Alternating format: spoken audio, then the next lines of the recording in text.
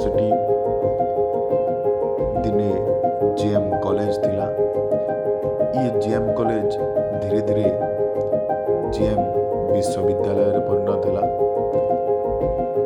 जानिथिबे JM college रु नहीं JM विश्वविद्यालय तक आज तक आम जेएम कॉलेज रु बहुत बड़ बड़ खिलाड़ी मैंने बाहर कर जाइछन।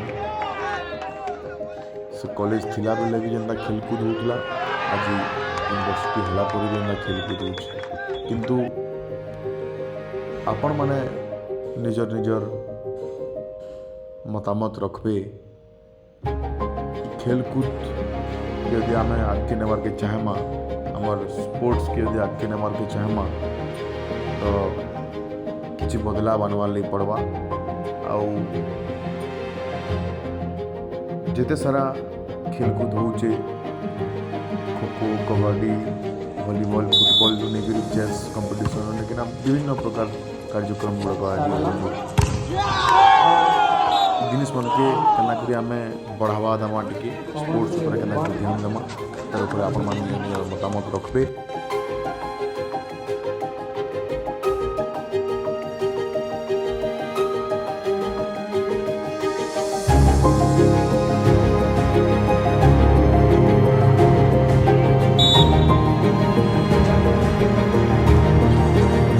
द्वारा बहुत बढ़िया कर